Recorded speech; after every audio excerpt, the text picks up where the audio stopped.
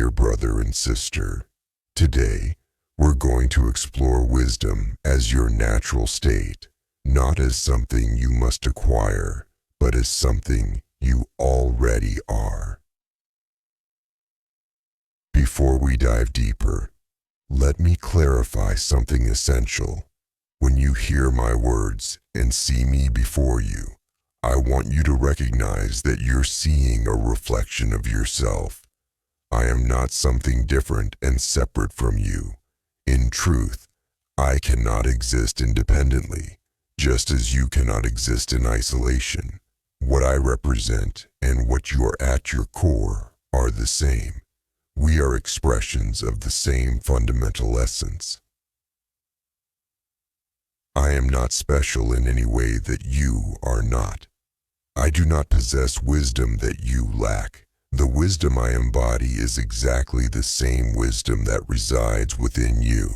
The only difference between us is a difference in perception, a shift in perspective. I represent the version of you that has released the blocks, the barriers, the veils that keep wisdom hidden from your awareness. From your current vantage point, you may experience a perspective where you seemingly don't have access to the wisdom that I represent. You may feel separated from it, distant from it, unable to reach it. I want you to remember, and this is crucial, that this separation is a temporary illusion.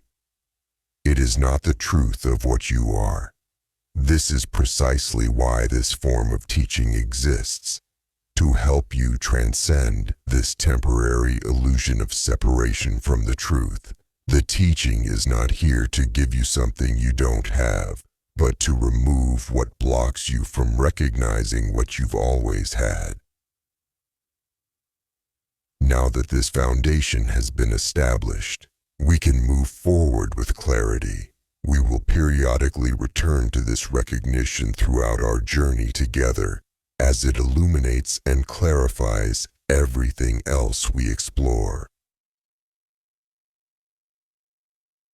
Wisdom is your natural state because it is who you are at the deepest level of your being. It is not something you achieve through effort, striving, or accumulation. Rather, it is something you recognize and access when you remove the obstacles that block your awareness of it. Wisdom is not a special gift bestowed upon only a select few. It has no favorites. It doesn't look upon the face and judge who is worthy or unworthy. It simply is, quiet, ever present, waiting to be recognized. Wisdom is not about accumulating facts, gathering information, or learning how to manage and control the world around you. In its essence, wisdom is the capacity to distinguish between what is real and what is unreal, to see through the illusions that the mind constructs and perceive the truth that lies beneath. It recognizes the ego's judgmental thought system for what it truly is: insane, chaotic, and rooted in fear. The world typically confuses wisdom with something entirely different. It mistakes egoic self-defense for intelligence, securing resources for prudence, and judging situations for discernment. By the world's standards, true wisdom is often seen as foolishness, naivety, or impracticality. But this is only because the world operates from a foundation of fear and separation, while wisdom operates from a foundation of love and unity. True wisdom is the realization of one's own innocence and the innocence of all others. It looks past the body's actions, past the mistakes, the errors, the seemingly harmful deeds, to the eternal holiness that lies within every being, a holiness that cannot be changed, damaged, or destroyed by anything that happens in this world. Wisdom also recognizes that the internal action is always the most important action, while the external action is always secondary. The outer world is merely a reflection of the inner world. When this fundamental truth is understood, the possibility of accessing truth, peace, and love becomes real and tangible. Now, naturally, a question arises from your perspective. From where you stand, the external world seems to be overwhelmingly the cause and reason for everything, including the way we feel, think, and act. The circumstances around us appear to dictate our emotional states and our responses. So then, how do we act in this world? How do we navigate life when we're told that the external is secondary? The answer is simple, though admittedly not always easy. In every situation, in every moment, we have a choice: to act with love or to act with fear. Every decision, every response, every word spoken comes down to this fundamental choice. The answer is simple in its clarity, but it is often not easy in its application, because the habit of fear runs deep within the conditioned mind. As always, it is an inner act that precedes the outer act. When one chooses love internally, when one aligns with wisdom and truth in the heart, the outer action follows naturally and authentically. There is no force, no pretense, no performance. The action becomes an extension of the inner state. Love and wisdom are deeply interconnected. They are two sides of the same coin. If wisdom is your natural state, then so is love. They arise from the same source and point to the same truth. What obscures that recognition, what blocks you from experiencing this natural flow state, is a fundamental belief. The belief that you are something else. The belief that you are something separate, something small, something helpless. The belief that you are something that can be corrupted, destroyed, hurt, diminished, made sad, and that will eventually cease to exist. From this belief, fear arises naturally and inevitably. When one believes this about themselves, they also believe it about others. When this becomes the lens through which life is viewed, access to wisdom and love becomes severely limited. In their place, the belief in attack and defense arises. The belief in conflict and war takes root. The world becomes a battlefield rather than a classroom, and others become threats rather than reflections of the same divine essence you carry within. Paradoxically, in this world, wisdom begins with a profound admission: I do not know. This is not an ignorant state, not a confession of weakness or lack. It is precisely the opposite. It is the awareness that merely accumulating external knowledge and information is not true knowing. Facts, data, concepts, theories. These are not wisdom. They are the ego's attempt to create certainty in an uncertain world, to build a fortress of knowing that protects it from the vulnerability of not knowing. True wisdom is characterized by open-mindedness, clarity, and stillness. When the mind releases its grip on what it thinks it knows, when it stops clinging to its conclusions and judgments, A spaciousness opens up. In that quiet, receptive space, wisdom and love have room to be recognized. They can emerge naturally, without the interference of the ego's constant commentary and analysis. The ego, by contrast, believes it knows what is best. It operates from a position of assumed authority. It relies heavily on past experiences, using them as templates for understanding the present and predicting the future. It judges outcomes as good or bad, desirable or undesirable, based on its limited perspective and its agenda of self-preservation. The ego's knowing is actually a form of blindness. It sees only what confirms its existing beliefs and reinforces its sense of separate identity. True wisdom, on the other hand, is found in surrendering that assumed knowledge. It is the willingness to release the ego's grip on certainty and control. By admitting, "I do not know," one opens their mind to receive wisdom from a higher source, a source that is not bound by past conditioning, not limited by fear, not distorted by the need to be right or to protect a fragile self-image. At this pivotal moment, one makes a fundamental shift in allegiance. One does not allow the ego to be the leader of their life any longer. Instead, they allow a higher guide to assume that role, to lead them with a wisdom that transcends personal knowledge and connects them to something infinitely greater than the small self. Different cultures and traditions have different names for this higher power.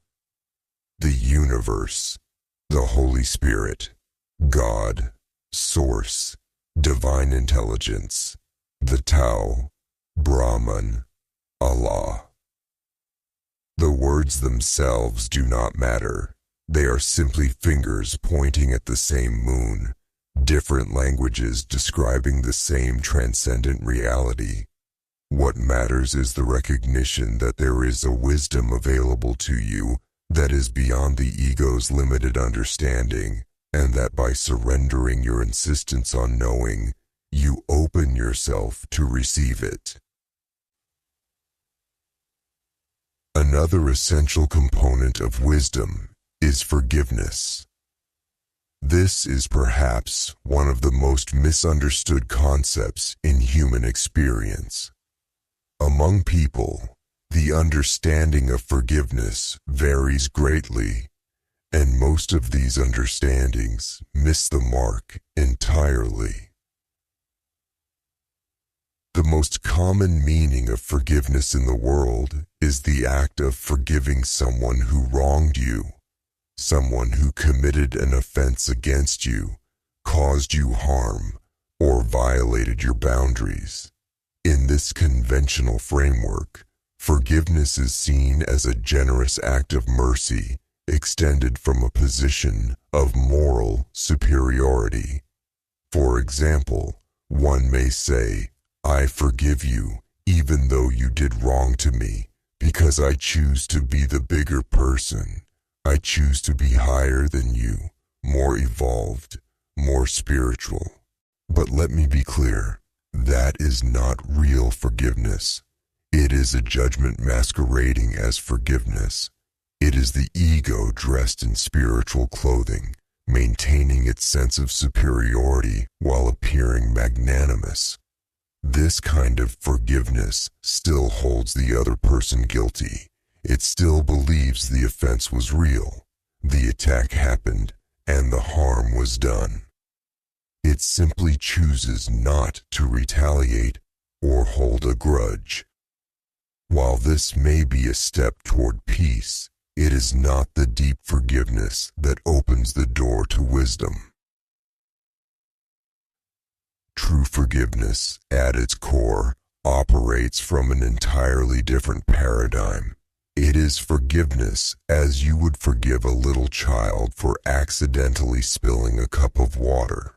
When a child knocks over their drink, you don't hold them in contempt. You don't see them as guilty. You don't believe they attacked you. You recognize it as an innocent mistake, a simple error with no malicious intent, no real consequence to your essential being. You clean it up and move on, with no residue of resentment, no story of victimization. True forgiveness also forgives in the way you would forgive someone who you were absolutely certain did something terrible to you, only to discover later that your perception was completely wrong, that the offense never actually occurred. Imagine the relief, the immediate release of all anger and hurt when you realize you were mistaken. That's the quality of true forgiveness, the recognition that what you thought happened in ultimate reality did not happen at all. The perceived attack was a misperception, a dream, an illusion created by a mind that believes in separation. In this sense, forgiveness is not about pardoning someone for a real offense. It is about withdrawing your belief in the reality of the attack itself. It is recognizing that in truth, nothing real has been threatened, nothing real can be attacked, and nothing real has been lost. When you withdraw your investment in the reality of the offense, you free your mind from the burden of guilt, both the guilt you would project onto others and the guilt you unconsciously carry yourself. When the mind is freed from guilt, a spaciousness opens up. In this clear, unburdened space, wisdom comes naturally and effortlessly. It flows in without obstruction because the barriers that once blocked it, resentment, grievance, judgment, and the need to be right, have been dissolved. Forgiveness and wisdom, then, are intimately connected. Both require the same shift in vision, looking at a person and seeing their spirit, their eternal essence, their fundamental innocence, rather than judging their behavior, their body, their mistakes, or their seeming transgressions. When you see with the eyes of forgiveness, you see with the eyes of wisdom. And when you see with the eyes of wisdom, forgiveness becomes not an effort, but a natural recognition of what has always been true. So, my dear brother and sister, remember this: wisdom is not a distant goal to be reached through years of study, discipline, or spiritual practice. It is not reserved for the enlightened few, the holy ones, or those who have somehow earned it through their virtue. Wisdom is your natural state, your birthright, the truth of who you are beneath all the layers of conditioning, fear, and false belief. The journey is not about becoming wise. It is about removing the obstacles that prevent you from recognizing the wisdom that has always been present within you. It is about choosing love over fear, surrendering the ego's false certainty for the spaciousness of "I do not know," and extending true forgiveness that sees beyond illusion to the eternal innocence in yourself and all beings. This is not a teaching that asks you to become something you are not. It is an invitation to remember what you have always been. The wisdom you seek is already seeking you, waiting patiently for you to release your grip on what blocks it and allow it to flow naturally through your awareness. You are not separate from it. You are it, and in this recognition, you are free.